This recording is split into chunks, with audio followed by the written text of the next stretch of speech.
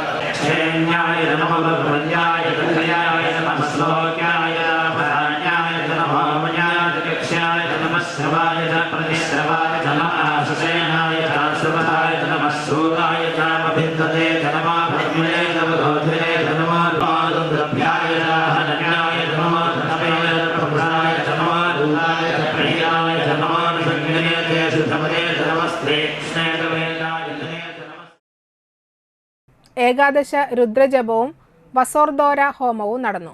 ദക്ഷിണ കർണാടക കൊല്ലൂർ മൂകാംബിക ക്ഷേത്രം പ്രധാന തന്ത്രി വര്യൻ സുബ്രഹ്മണ്യ അടികയുടെ ത്രിശതി കുങ്കുമാർച്ചനയോടെ കൊടിയിറങ്ങി. ക്ഷേത്രത്തിലെത്തിയ മുൻ ഗുരുവായൂർ മേൽശാന്തി പള്ളിശ്ശേരി ഹരീഷ് നമ്പൂതിരിയെയും മൂകാംബിക ക്ഷേത്രം തന്ത്രി സുബ്രഹ്മണ്യ അടികയെയും പൂർണ്ണകുംഭം നൽകി സ്വീകരിച്ചു. ദേവസ്ഥാനാധിപതി ഡോക്ടർ ഉണ്ണിസ്വാമികളും യജ്ഞാചാര്യൻ ഡോക്ടർ പൂർണ്ണത്രയി ജയപ്രകാശ് ശർമ്മയും കാഞ്ചിപീഠം ഗായത്രി ഘനപാഠികളും ക്ഷേത്രം ട്രസ്റ്റിമാരും ചേർന്ന് സ്വീകരിച്ചു.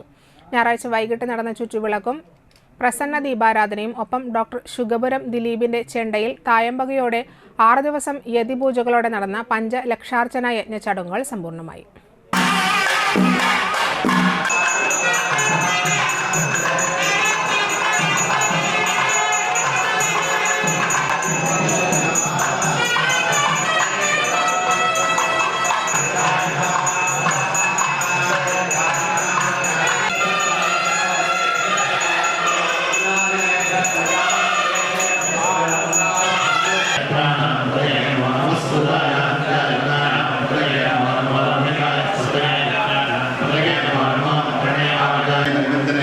Luna